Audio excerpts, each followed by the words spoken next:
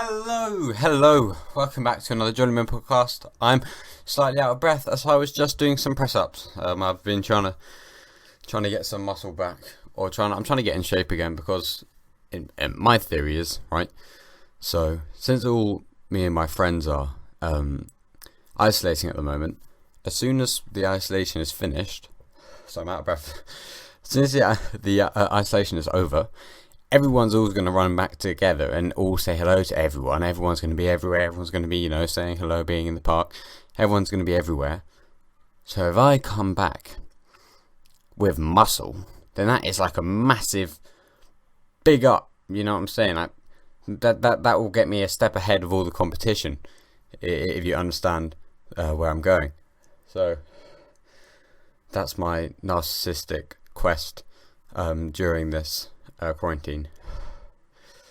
But yeah, I used to be really quite fit.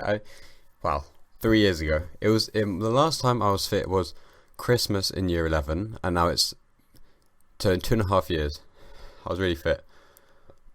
I was fit and I was doing good. I went to the school fitness suite, but then I think it's just so, I don't know. It takes up a lot of time, and I also didn't really care. Like, I can see why as you get older, people could just don't stay in shape, because there's other stuff that you find more entertaining, or you just seem to have less time. But of course you don't have less time. Like it's when people say I haven't got any time, it's like we've all got the same amount of time here. You aren't, your day isn't a bit shorter. You just dedicate more to it, to sitting at a desk. Like I don't sit at a desk for 14 hours, no, like 8 hours a day. Maybe I don't work as hard. Or I don't work for as long amount of time. You haven't got less time. It's like it's just purely priorities. That's all it is. Okay, I think I've regained my respiratory equilibrium. Not quite actually. I'm still in oxygen debt. I'm in the epoch lactic component of recovery, meaning my lactic acid is, I can't remember. This is what happens. School. It's so weird. I mean, they keep asking me to do PE work, but I don't. Actually, I probably will do. I'll do this. How about that? I'll tell you on the podcast. I'll do it this afternoon. So then that means maybe I will actually do my schoolwork. It's just so daft. Like what? Me copying out a textbook now is not. Why would the examiners want to see notes of just me copying out the textbook? That doesn't demonstrate any understanding of the topic. So why would that boost my grade? Ugh. Especially at my school, like we've done so many exams, practicing. They've got to be enough stuff. So anyway, enough about school. Coronavirus still kicking in. I'm self-isolating. Of course, the people who aren't self-isolating, the considering the coronavirus is a disease which attacks the respiratory system. The lungs which help you breathe and all sorts of things like that. The people who are most open to sitting all around and having a chat at this time are the smokers, which is. They're just proving themselves again and again to be silly and unaware. Hey, this isn't like there's any surprise there. So smoking is one of those things I purely cannot understand. I've never had a cigarette. It just seems so. I don't know. I'm sure it's like the thing. People don't smoke. Like, people smoke because of their problems. They don't have problems because they smoke. Sure, but everyone's got. I guess people just deal with things in different ways, and it depends on your friend group. Like, no one I ever grew up with smoked. Well, until I guess a couple of years ago, a year ago. But at that point, I'd realised that I enjoyed things. I enjoyed going camping and enjoyed I played games, I guess, so that's why I didn't smoke. That makes sense. I play games and they smoke. And they both boost your social life. I've actually, one of my closest friends is because I play games. So, yeah, turns out they're not as bad. They've just taken different opportunities to me. I still won't do it. They just seem all so dry. Whenever there's I want to say the smokers. There's just kind of people that smoke, but they tend to hang around together because then they just leech off each other and make each other feel better about their bad decisions. But I've got good friends with a couple of them. But their group dynamic, it just seems so bland. Like, they spend 30% of their conversation is asking if anyone's got any roll-ups, any like paper that you put the tobacco in. It's like, oh, that's a nice conversation. We're having this conversation again. No, I don't have any rollers. But of course, they're all high as well.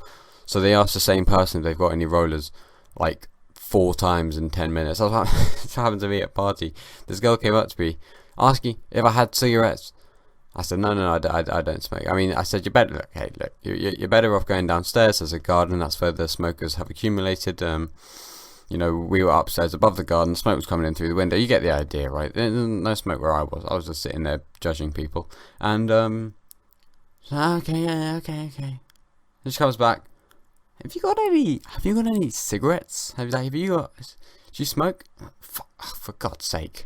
I mean, I didn't lose it, but I mean, I was just kind of, I probably was a bit harsh. I think I just was being like, well, you already asked me that. But then, of course, she's drunk as well. So, I mean, I guess you spend actually a lot of your time being frustrated at other people's bad decisions, and they're only bad because you think they are. I don't drink or smoke, so I just sit there. I have a great time nonetheless. I just dance, duping around the place. I mean, I'm quite known for my dances now. I've got about 3 that I rotate, and people join me. People know my free dances. So, not the life of the party, but I'm life in a party. Time goes quick. But I mean, I noticed when I was on the bench, like I wasn't moving at all. And Einstein always says that what he said after a point of deep thought. He said that this is his special relativity, and he said that time goes much slower when you're going very fast. The closer you are to going to the speed of light, the more time is dilated. It's increased. Like more, you think a lot of time has passed, but to a stationary observer, to an observer, you are time has. Yeah, I haven't done physics for a while. Just when you go quick, time goes slow. But I mean, when I was sitting on that bench all day, I wasn't moving at all, and bloody hell, time was dragging out. So could give Einstein, could have a quick word with Einstein, I suppose. But actually, I couldn't, could I? Because he's dead. Never mind. Very good. There goes my Nobel Peace Prize. I need to go shopping. Shopping has become like a real highlight now. It's quite fun. It's like a little quest. It's like in video games where they're like, oh, you enter a shop and it's, or you enter a village and, oh, there's not the person you're looking for. Oh, like, you can't find something to finish a quest. So then you go to the next village and you find it and you fight off the dragon and then you get the dragon soul. It's like that, but you're looking for eggs in Tesco's. So then you can't find eggs in Tesco's. Oh, there's a queue. So then you hop over to Lidl. They've got eggs. I bought 30 eggs from Lidl. That was a fucking fantastic purchase. I'm down to about 4 now. I think that was just over a week ago. So I need to buy more eggs. I need to buy eggs, coffee, orange juice, tomatoes. Yeah, I fried myself breakfast chopped tomatoes in like those packages. Got myself a big breakfast yesterday because it was like my breakfast and lunch. So I put these chopped tomatoes, as in like tomato. It's like not chopped tomatoes, then I got a tomato and sliced it, but then you get it in packaged. It's very tomatoey. It's all like liquidy kind of. And I fried it because I wanted to heat it up. I wanted to get rid of some of the water. I wanted to get quite concentrated. I'm just telling you my thought process. So I got some sambal in there. I actually put too much sambal. Found out later. And then I was like, what else can I do? Because I really love experimenting when I cook. It's my favourite thing. I love cooking. And then I put some chocolate in there. Like a chocolate powder, like hot chocolate. It tasted like shit. So yeah, don't do that. Don't do that. I mean, it just tasted a bit odd. But my eggs, I had an omelette this morning as well. God, eggs are so delicious. Goat's cheese, pesto, and egg omelette. Well, okay, probably don't need to say egg. Probably didn't need to say egg there, I'll be honest. Maybe we could do a zesty teste, okay? Sad as the butcher's pig. There we are. That's one of those little lines that I write down. I haven't done them for a while, actually. No wonder the podcast has gone to shit. Sad as the butcher's pig. This is obviously, well, this has strong connotations to, is it happy as the butcher's dog? So yeah, I've changed that one. That's a rubbish one. Fish grow but do not age. I was just thinking, like, when you don't see, with humans, you can look at a human, you'll be like, oh, he's old, oh, that old man. You don't really see, like, you see it with dogs, but you don't really see it with fish. You never see a trout, a mackerel, and you're like, oof, poor little mackerel over there. He's aged quite badly. Look at the little cracks around his eyes. Got his forehead looking a bit wrinkly. You didn't never say that about mackerels. But it's actually, I think maybe it's because the mackerels have a very high oil content, and they're constantly moisturising their skin. They like excrete it from their gills, and like I don't know, maybe like because when you put like moisturiser on, you have to rub it in, but their flippers can't. They're like fins and things. They can't quite get it around the front. They can't quite get their forehead rubbed in like I can. I don't know how they do it actually. So maybe I'm wrong there. How could they do it? I mean, maybe they like put it on so the oil goes on their forehead, then they swim really, really, really, really fast forward, and like all the water like imagine if you like went in a wind tunnel and all your hair was blown back. It's like that, but the oil like spreads down over their face like a face mask. Mackerel, trout, sturgeon, shark, whale. Shark's not. Yeah, I failed. I was trying to see how many aquatic animals I can name. You try this at home as well. Okay, we'll go now. Turtle. Okay, blue shell turtle. No, I don't know any specific. I don't want to be vague. I want to be very specific. So you've got trout, salmon, mackerel, sardine, anchovy. I don't know if anchovies are actually fish or if they're just. Okay, we'll cut that segment. I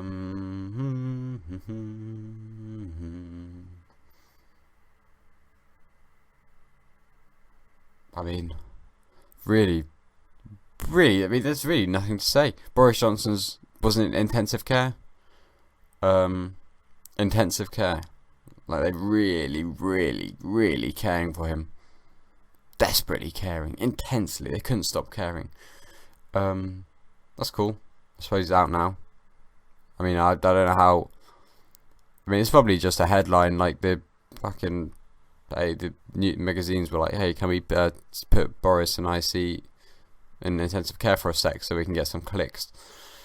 Probably not. He probably actually was just coughing a lot, coughing himself to the coffin. I wrote a poem yesterday. I really enjoyed writing. Was it yesterday? No, it was 2 days ago. But I can't be asked to read it, and it's not. I haven't got it on me. What else have I written in this textbook? Microchips, they can turn. Oh, no, that's a rubbish joke. I can't. Oh, that's another. I mean, the idea there is like the weirdness of the law in the sense that you can, if you kill a swan, apparently you get in trouble, right? But let's say I stole a bag of Wotsits from a corner shop. You see, I'm a fugitive at that point. But the government or the people above the government are very, very willy-nilly about dropping willy-nilly. They I mean, they're just very careful. They just drop bombs on other countries, and we can't really tell them off. So yeah, they kind of wimble my wombat when they do that. I don't really understand.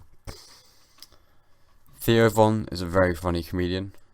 Okay, let's read it. So I've got this little book of wisdom said by the Dalai Lama. I'm going to read to you one of them. Happiness can't be bought. Mental peace cannot be injected by any doctor. No market can sell mental peace or happiness. I mean, that's pretty much the opposite of capitalism. Like no mega business wants people to read that. Like that just goes against everything you're ever told. If you buy this product, they go.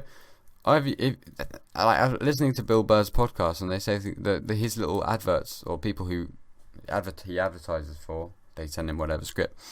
They say stupid shit like, you can avoid the inconvenience of walking to the shop. It's like, what?